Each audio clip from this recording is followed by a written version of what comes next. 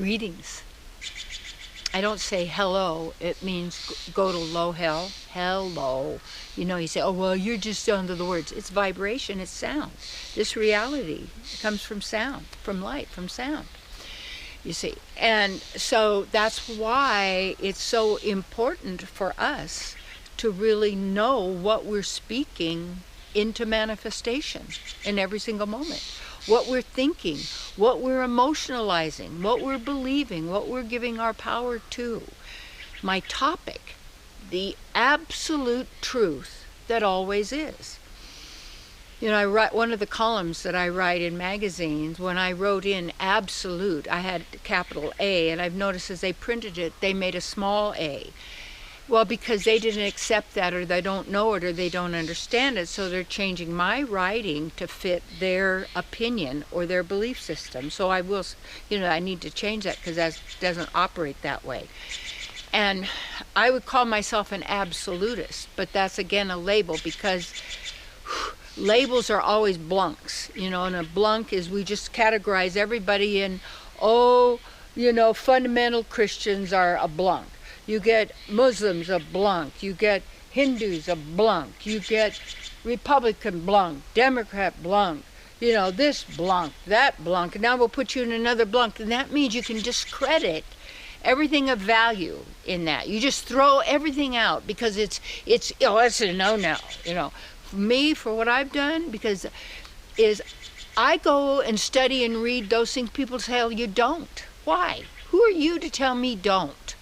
And you know, every time you give your power away, here, pretty soon you have complete dependence on everyone or anything for your so-called survival. You don't need to survive. You are eternity.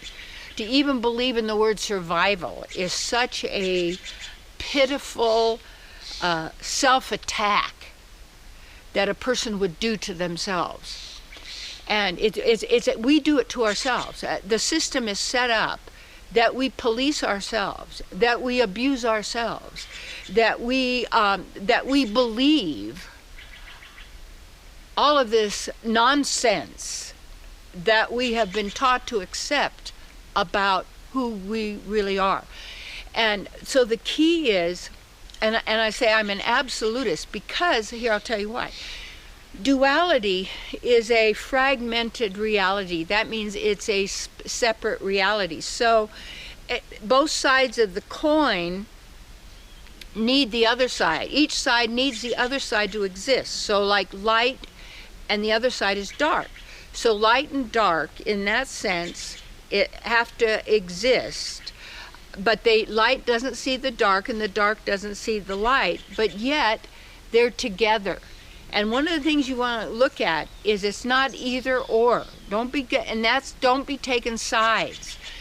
Because when you're taking sides, what you're doing, you're also generating the other side. It can't operate if you don't take a side. That means how you win a game is you don't play. Because if it's a loser game and you're a sucker to play a loser game, and that hooks us into that game for some reason. We're getting some maybe excitement, we're getting to forget something else or whatever it may be.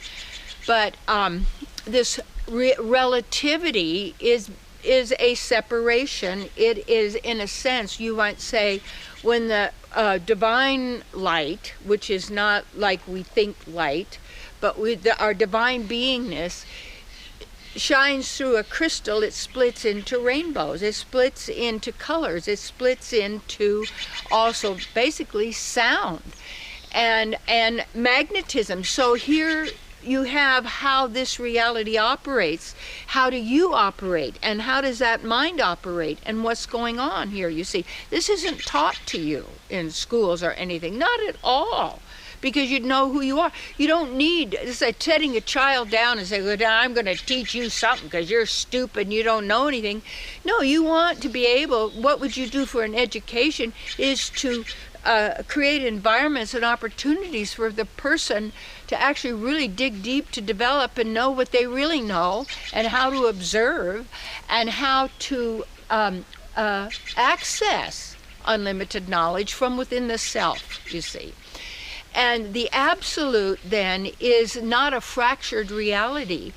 And it contains both sides. So if you say male and female, that male needs a female and a female needs a male to exist, yes, in a duality, then, and also then people become fragmented.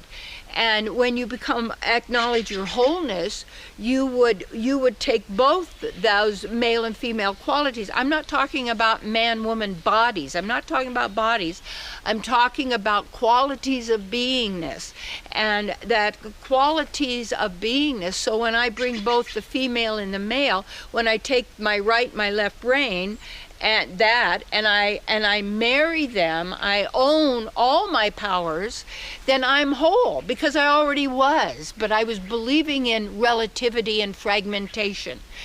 And when we believe in this fragmentation, and we believe in all of what science tells you about what humans are, and then human beings are animals, and then if you eat animals, of course you can eat a human. Why? Because they're an animal. No. And what happens is we are not these physical bodies, we are the absolute. You and I are part of the absolute. We are absolutes. We are what is real. And that is, and all of everything is in a sense, this is this outer creation. It's an outer manifestation. It is an outer reflection of our state of consciousness, our state of mind. And if we don't know how that mind operates, we don't know how, war is created, or conflict is created, or disease is created, or any of these, we begin to believe this is all natural, part of nature. Well, we see, in nature, there's natural disasters. Wonder if there aren't. Wonder if that's all a lie. Wonder if they say, animals would kill and eat each other. Wonder if that wasn't the way it was originally. Wonder if that's not really the way it is in the absolute. Wonder if that isn't. But in the relative, you see, you've got to have an enemy. You've got to have a war. You've got to have fear. You've got to have, because that's the mind. That's the mind is based on fear. And when you use that and you make your choices from fear and from guilt, and then that guilt is in how many parents are always feeling they did the wrong thing and they're trying to make up for it.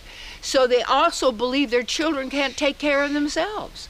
So they're going to do everything for the child because they really believe that the child is a loser, is a failure, has no power, is stupid, and can't maintain themselves. You see what's happening? And then you're going to solve it. You're going to do it for them, which you're basically disempowering the person because you don't believe that they can. Sure, you want to empower them, but you have to look at how does that operate so that you're not depowering them and keeping them in this limited, what would you say, suffering type of a scenario in essence to get what you want.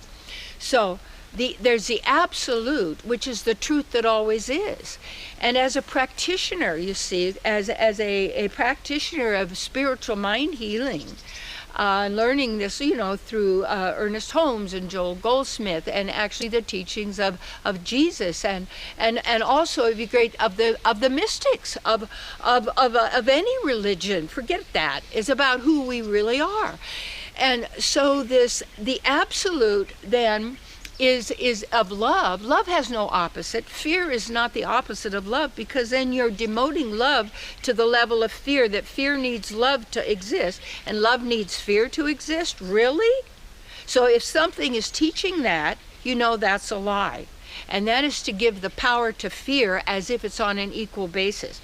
There is no evil that exists, and in the absolute, there is no evil. And you can even see the word evil is backwards is lived. You see, live, and the backwards is you're not living. And it's actually a death sentence. It's a mortgage. It's this reality. And when you're in the absolute and you stay in that state of consciousness, then that consciousness or that state is then manifesting in your reality, regardless of anyone else's reality, you see. And the only way, let me say, that for us to really tune ourselves into the absolute, the truth that always is to really realize that any and every world problem happening to any creature on any level, any dimensions, any of this baba and the layer and the construct and the destruct and the this and that, it's in the mind.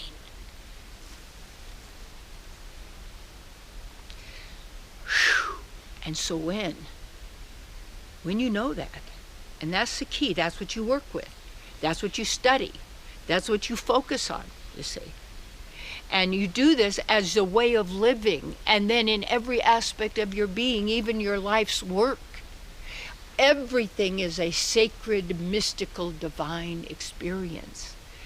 Because now you're getting to experience the absolute that always is, and is harmonious and empowering and nurturing of you as who you really are.